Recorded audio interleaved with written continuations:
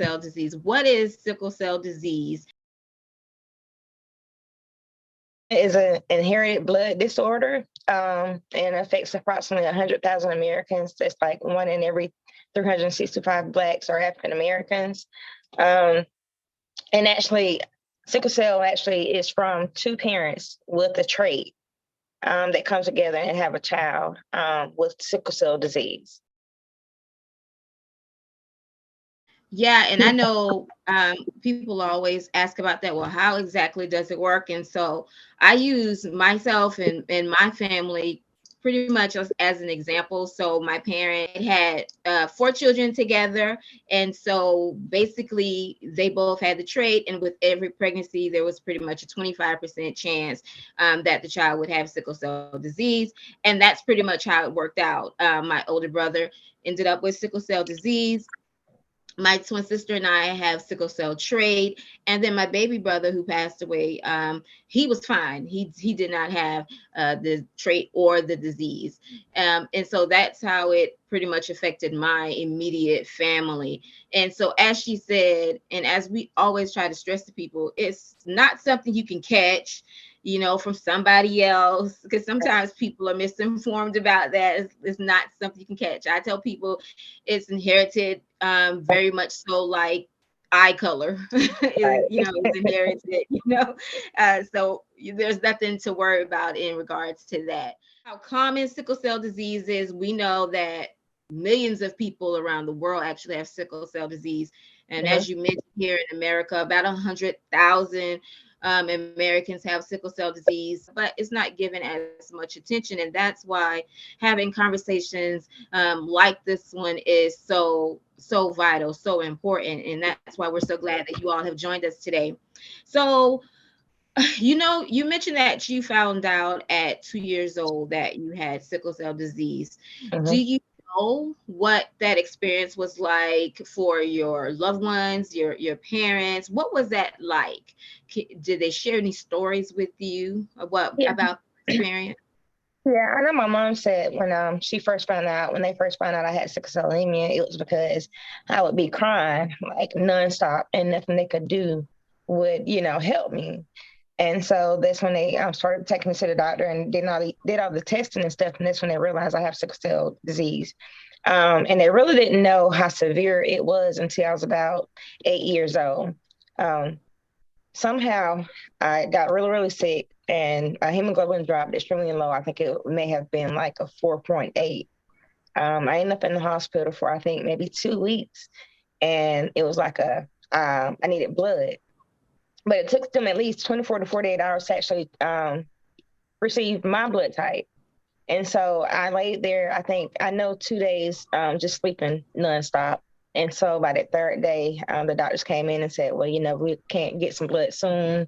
Then we don't know, so my family just came in and started praying for me.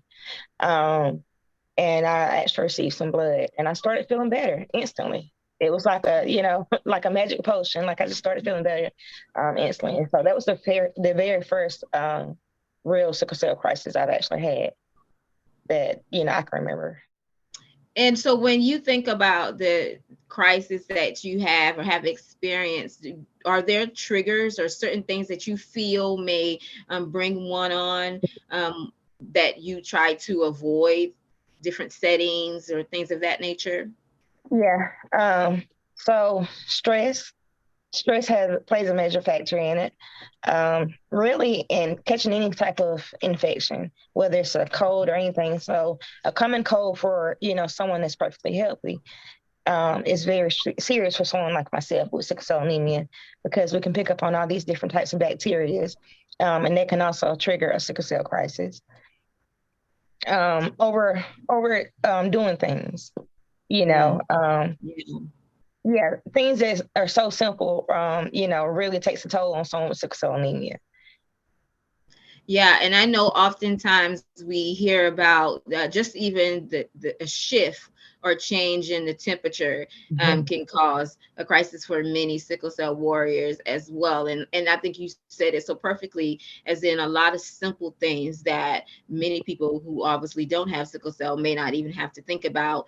Right. Definitely is something that a warrior and those caring for the warrior would be more cognizant of, because it could lead to major complications. Like, I'm doing great. I'm receiving the monthly blood exchanges. I'm doing Mhm. the monthly infusion. It's called a Adaccio. It kind of helps prevent having, severe crisis or help with Right, pain crisis.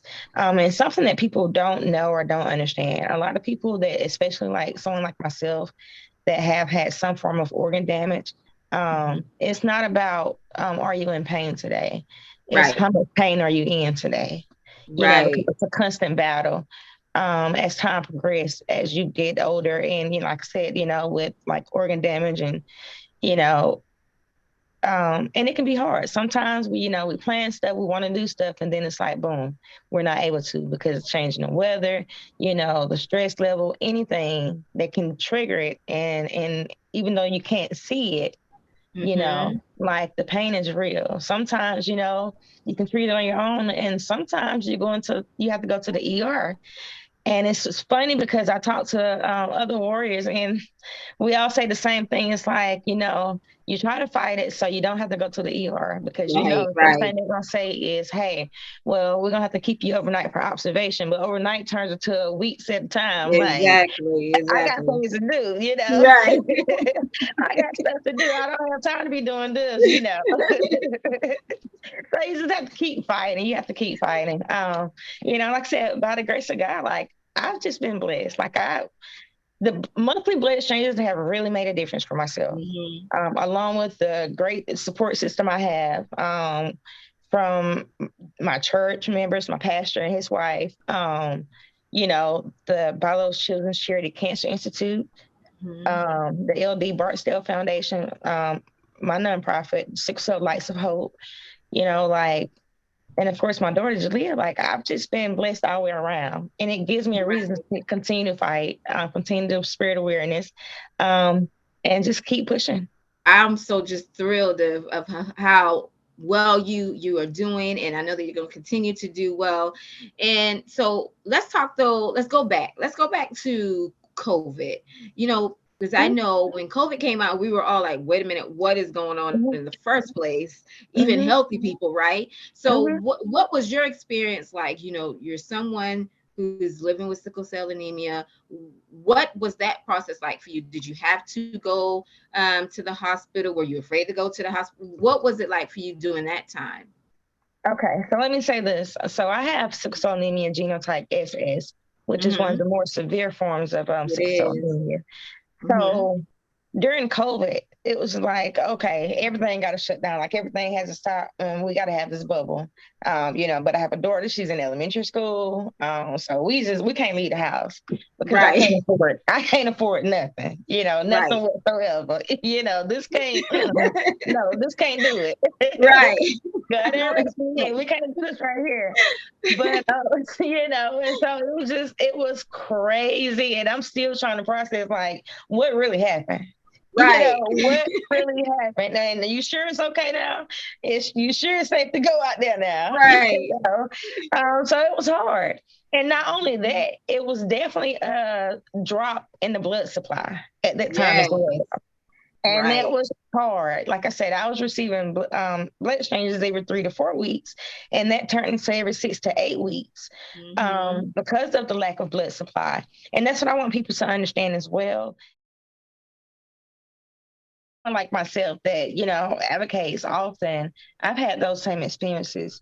Not only that, I've definitely had other warriors that does not have the support system that I have, Right. and have really had some traumatic experiences. I've actually had one warrior that I know of, I never met her personally, but it played out all over social media, where Mm. it was like, really, to be honest, she died because lack of care. Lack of care. Lack of care. And so, like I said, I've definitely had those those same experiences, Yeah. and it's not easy. And I have people tell me physicians tell me all the time at the local, in the ER, saying, "Well, you don't look like you sick." Mm-hmm.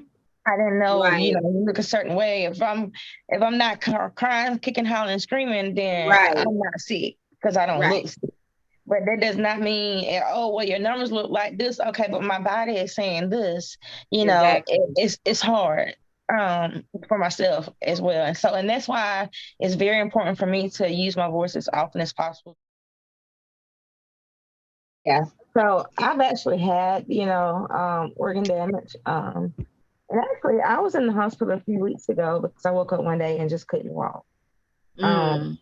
And it was because my foot had been swollen so bad in my leg, like it would hurt for me to put pressure on it at all. I ended up in the hospital for like a week, and still until this day, I still don't know what's happening, but I'm constantly Right. swelling, in pain, just having to push through it.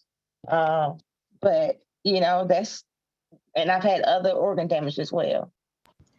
Right. Yeah. So I always like to just explain that to people, because I think sometimes when they see a warrior and the warrior's up and moving and nothing seems to be wrong, they just tend to forget that, yeah, but those organs, they're still going through. Those organs have already been through. And so there is still lots of damage that has been done. Pain was unbearable. It's worse than, and I'll tell anybody, it's worse than labor pains. It's like someone is taking a chainsaw and just sawing you half in two, and there's nothing you can do about it but just lay there and get it and let it happen. And so the pain is unbearable at times. But really, when God blessed me with Jalea, my whole everything looked differently. Like it Right. wasn't like, well, if this is what it's gonna feel like, I'm ready. But once I had Jalea, it's like, oh, I got a reason to fight. And then not only do I have a reason to fight, I got a spirit of awareness. I gotta let people know, like, hey, this is what we need. Exactly. We need your blood. Can I have some blood? That's all I want is some blood, So I want to inviting everybody to like our page, Sickle Cell Lights of Hope. Like I said, it's a nonprofit organization that helps spread awareness, a community-based organization that helps spread awareness about sickle cell anemia. Also, you can donate through the American Red Cross or even the Blood Connection. Either one of those you can donate through. And anyone that would like to donate in honor of myself can go into any Blood Connection Center and let them know that you want to donate for Erica Hunter. And you can do that as well. And I definitely would like to. I have one donor in particular that goes faithfully. I've never met her in person, but she said my story touched her, and she's been donating ever since. But she's definitely my angel, and her name is Miss Rachel Stevens. Said any blood connection truck you see, any Red Cross truck you see, please, if you're able to, please give, because it's important and it definitely helps save lives, and it's definitely been helping save my life.